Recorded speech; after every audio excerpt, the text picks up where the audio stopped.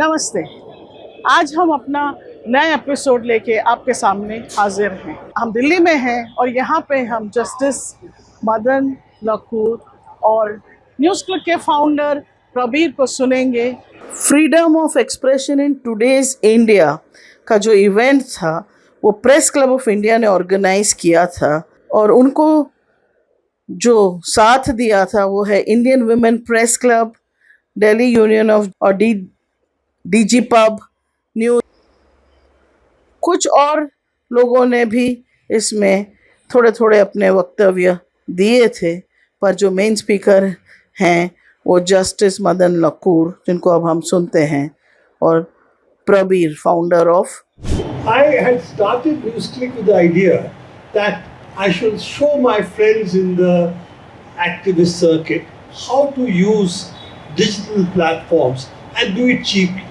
I never set myself up as something that I would start an alternate media, a different media platform. But what happened is slowly that became my primary work. So this is the transformation marked by, I guess, my arrest, when I was arrested for NewsClick's activities and I spent 7.5 months inside. I must also say that the conditions under which I have gone to jail for the second time, the first time was during Mrs. Gandhi's emergency. A lot of people here would not have been born at that time. That explains how old I am. That experience and this experience, in some senses similar, some senses very different. One is, at that time, you had to pull the plug of the printing presses and the media had to fall silent. There was no alternate television channels, radio channels. They were all government at that point of time. And the only ones which could give a different point of view was really the news, print media. There was censorship which was imposed at that point of time, even leaving blank columns, editorial columns, were disallowed. So that was one kind of controlling of news. But after 19 months, as we know, Mrs. Gandhi did declare elections and she wanted to test whether people accepted her or not. And she finally, people said no, and she went. That was one transition we saw, and a rebirth in that sense of the democratic spirits of the people. And also believe that the Indian people knew how to discipline the leaders. And let's not forget, it is that confidence that they voted for Mrs. Gandhi again. And she didn't impose emergency again after that. So that confidence of the people, they can display, they can control their leaders, they know how to change the leaders. I think that is the essence of how democracy survives. Democracy doesn't survive only because of courts, only because of the press. It really survives because people believe in it and people are willing to act for it in small ways and in big ways. And I think that is the spirit with which we are seeing the rebirth of resistance of different kinds coming out today.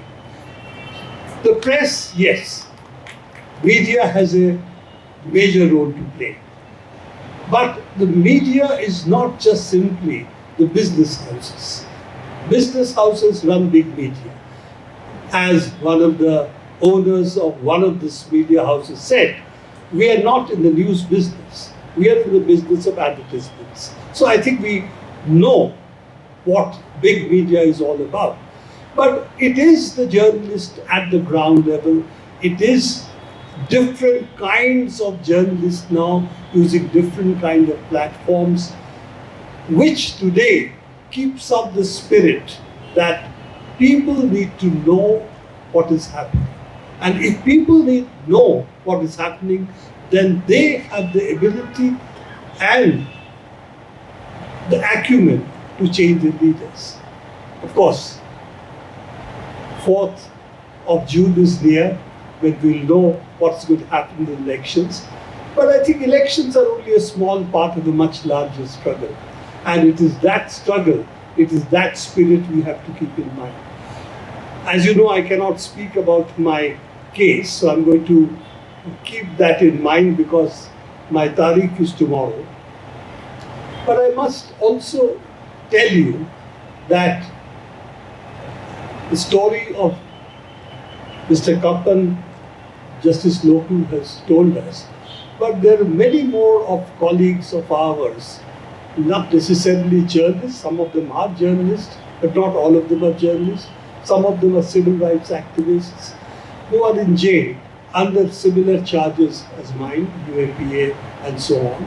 And we have a much larger battle, not only for press freedom, but also for freedom of people to say what they want and do what they want. So I think all these issues today are coming to a head. Elections, one part of the struggle, but that is not over.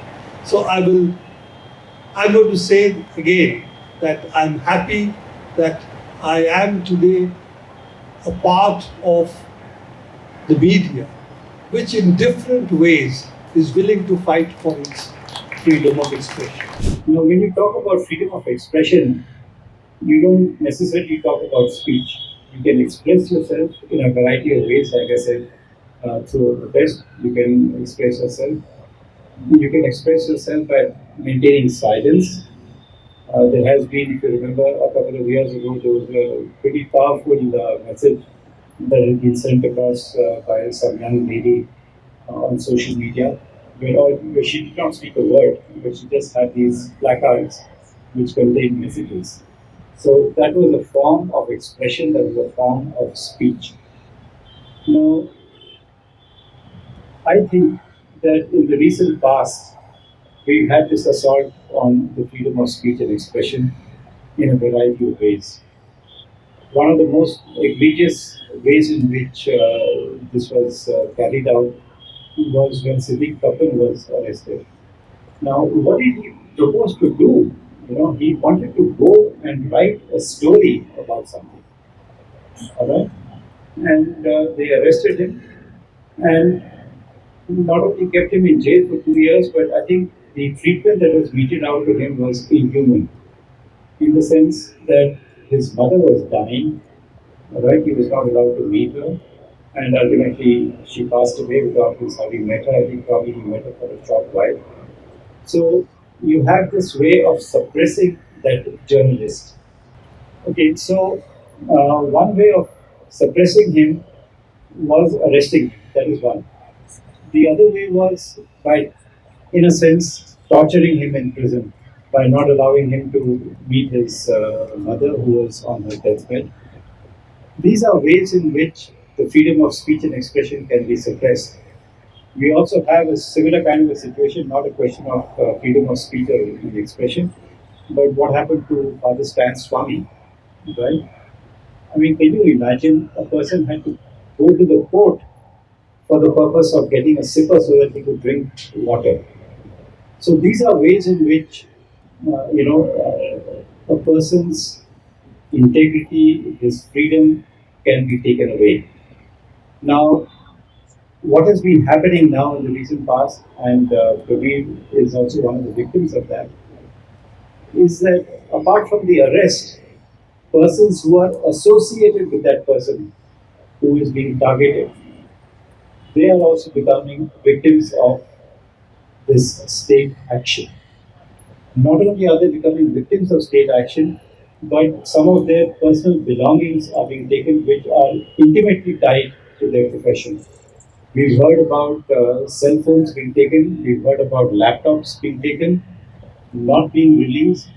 Now today, it's very difficult for anybody, let alone a journalist, it's very difficult for anybody to work without a laptop or without a mobile phone.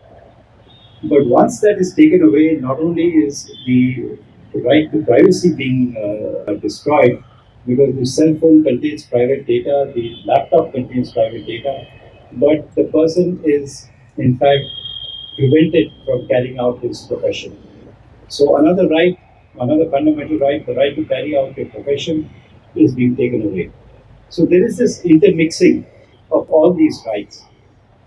Of course, freedom of speech and expression, I would take that as the first and the most important right. Others perhaps flow from it in some form or the other. Another manner in which I find that the freedom of speech and expression is being controlled is not only through arrest, but through the pressure that is put upon journalists or that is put upon the owners of newspapers by denying them advertisements which the government gives.